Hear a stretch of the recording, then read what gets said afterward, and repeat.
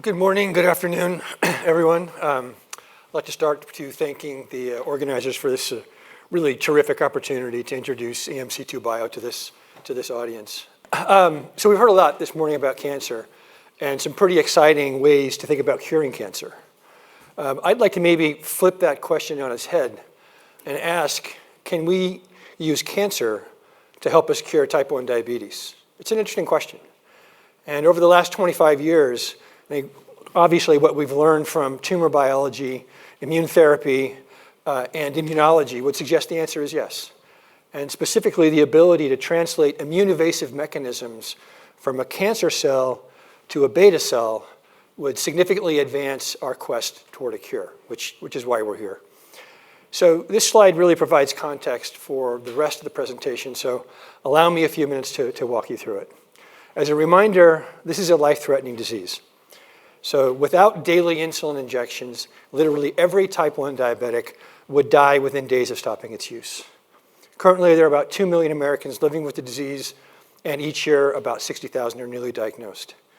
And even today, children newly diagnosed can expect to lose up to 15 years of life expectancy due to disease-related complications. And as the father of a daughter who was diagnosed at 5, I'm very motivated to help change the scenario. And after years of debate, it's now been settled that this is a disease wherein the beta cell is the source of its own demise. So it's not the fault of a dysfunctional immune system, but rather it's the result of a functional immune system attacking a dysfunctional cell. So this distinction has important implications as to how we think about future treatment. And while it's life-saving, insulin is not a cure. And unfortunately, immune modulation strategies haven't worked as a treatment. So regardless of target, none of these approaches have been able to generate successful outcomes in late-stage clinical trials.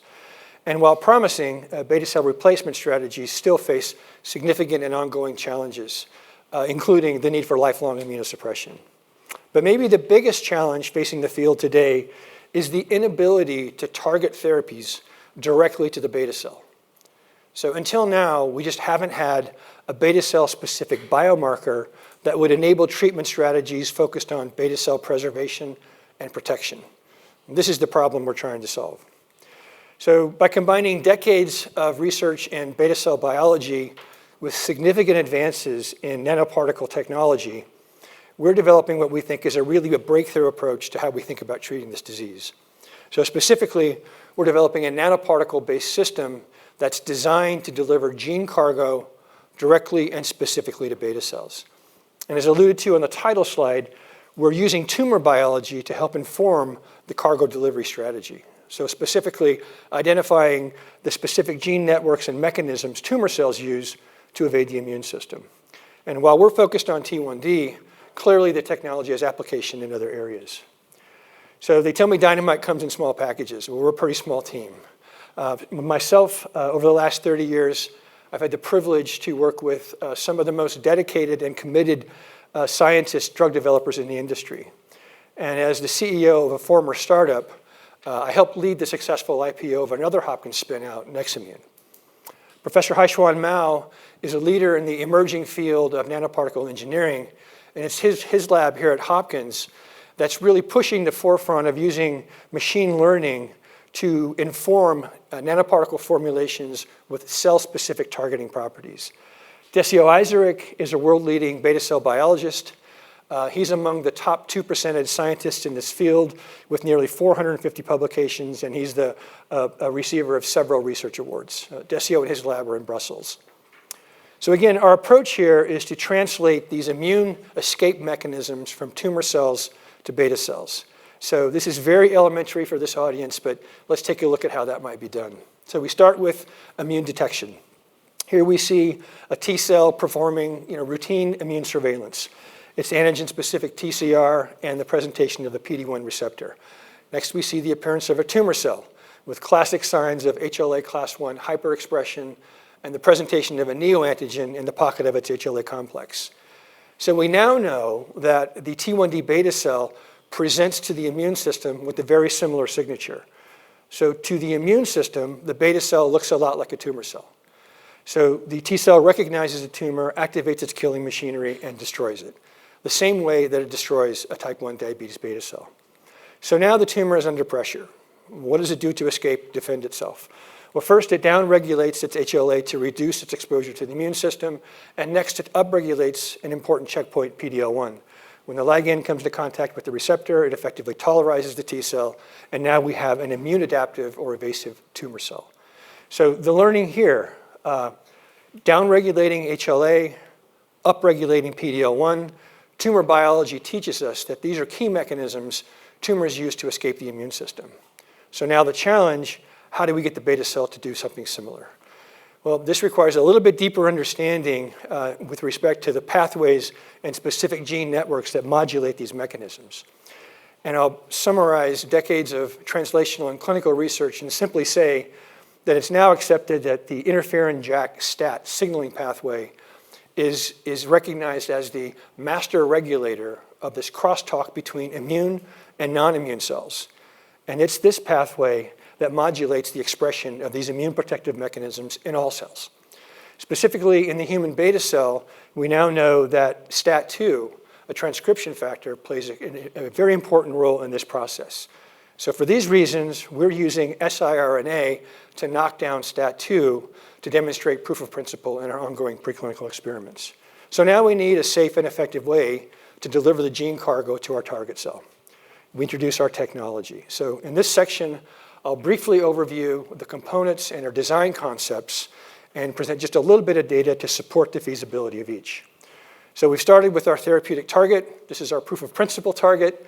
And we're using siRNA to demonstrate that STAT2 knockdown indeed induces these immune protective mechanisms in human beta cells.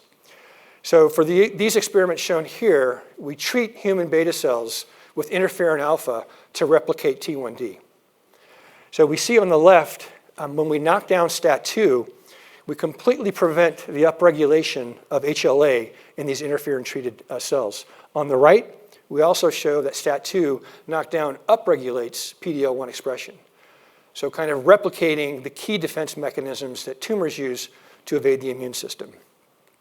We introduce our first design concept, beta cell specific targeting.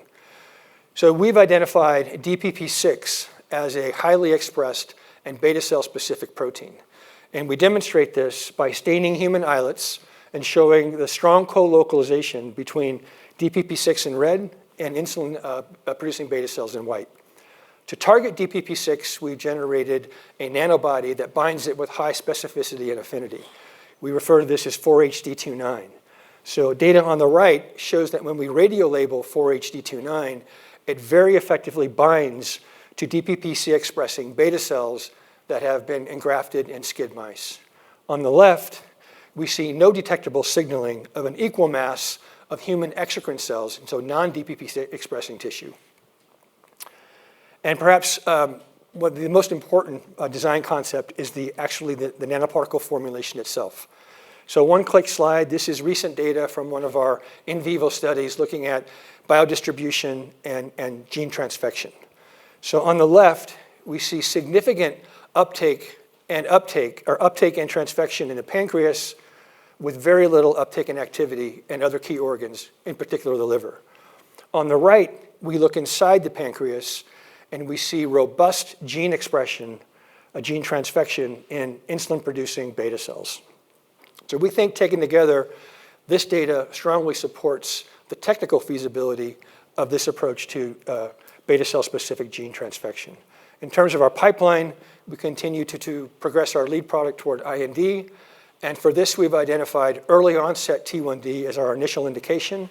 So here we'll enroll patients within 100 days of diagnosis, and importantly, these are patients that present with 40 to 50% of their functional beta cell mass intact.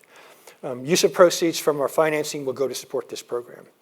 And while not the focus of this presentation, we're also developing a radio-labeled 4HD2 nanobody probe to visualize beta cell mass over time. This program has been supported with $2 million in grant funding from both the Helmsley Charitable Trust and formerly the JDRF. So in conclusion, we really feel like we're developing a technology, a breakthrough technology with curative potential in T1D. This is also a delivery system that allows the ability to deliver large and diverse genetic cargo. So giving us the ability to target multiple genes in a single delivery carrier. In terms of the overall market, there's been significant interest in cell-specific LNP gene delivery, as evidenced by recently announced deals. And in line with this, we're just entering ongoing discussions with potential partners. And we think that investment in the seed financing would be a great way to generate early value. Thanks.